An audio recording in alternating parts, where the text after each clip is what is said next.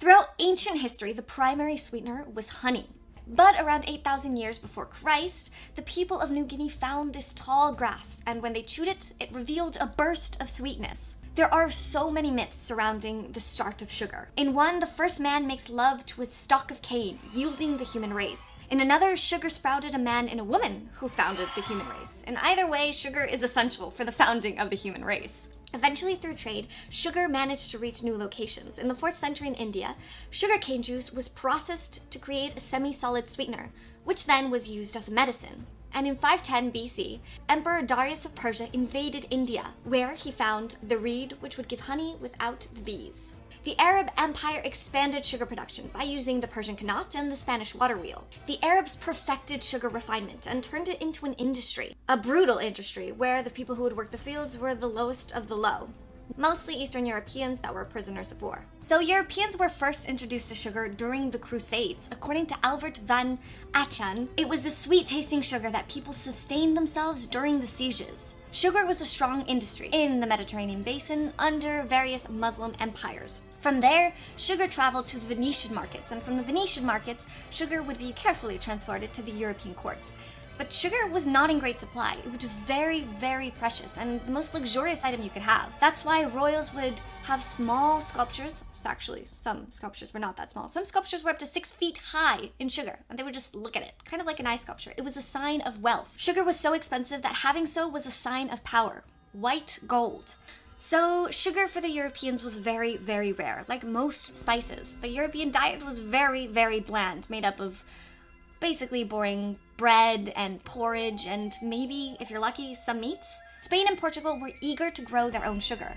They went to Madeira and the Canary Islands. Thing is, these islands are very conveniently located between Europe and sub-Saharan Africa. So Portuguese sugar traders began a brutal slave trade that would last for centuries.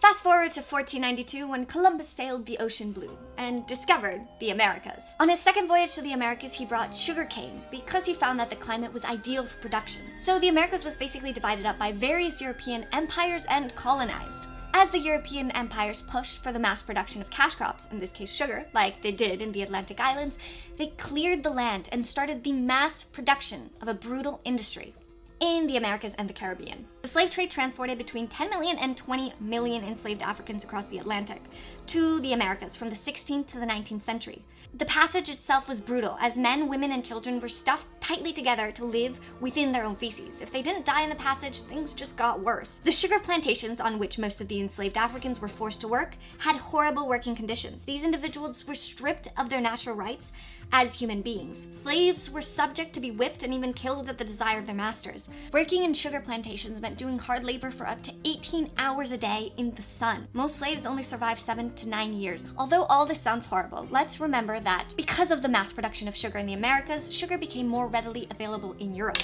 As more cane was planted, the price of the product fell. As the price of the product fell, the demand increased. Sugar eventually went from being a luxury spice to a staple that would be found in most middle-class homes, not without taking its karma back out on European royals.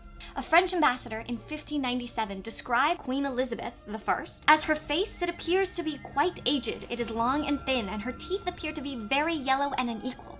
On the left side, less than on the right. Many of them are missing, so that one cannot understand when she speaks quickly. Another great example was the Sun King, Louis XIV. In most pictures, he appears to have long, luscious hair and never smiles.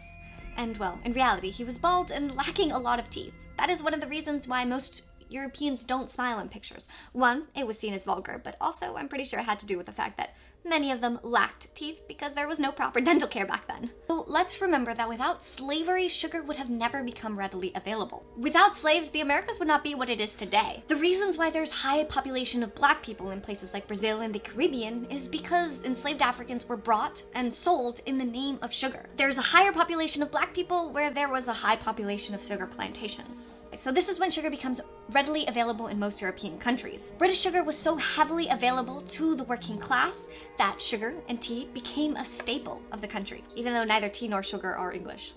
It's pretty ironic. People finally started to oppose slavery, and they started to boycott sugar. Eventually, this forced the British to abolish slavery in their territories in 1833. So although slavery is abolished, this did not stop the craze for sugar. So they started to look for other forms of cheap labor. Apart from underpaying the people who used to be slaves, they also brought in a lot of Indian indentured servitudes, something that is almost always never talked about in history books. So a quick side note, while all these European wars were fought, France was cut off from their sugar plantations in the Americas. So Napoleon actually was cut off from his sugar supply, and that was so detrimental to the economy that he started to look to see how else he could produce sugar. And that's how we have beet sugar, because Napoleon was greedy and he really wanted sugar.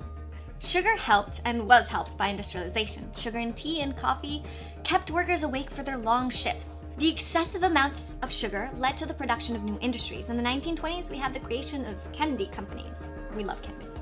And the mass production of sugar meant that it could be more readily available to be put in other foods, because sugar is delicious.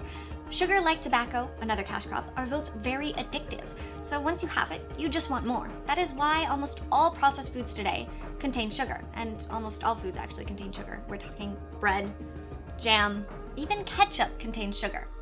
The increase of sugar intake meant that sugar went from being a medicine to threatening one's health. Tooth decay took the lives of many people during the Tudor times, and today there are so many diseases that are linked to the excessive intake of sugar. Sugar went from being a medicine to being a killer. The industry of sugar basically set up the rise and the fall of empires. Sugar and the plantations created a socioeconomic pyramid that we still see its legacy today. We're talking more than just dietary changes. We're talking about the foundation of humanity that can be traced back to sugar. So I hope you think about that next time you decide to have anything that has sugar.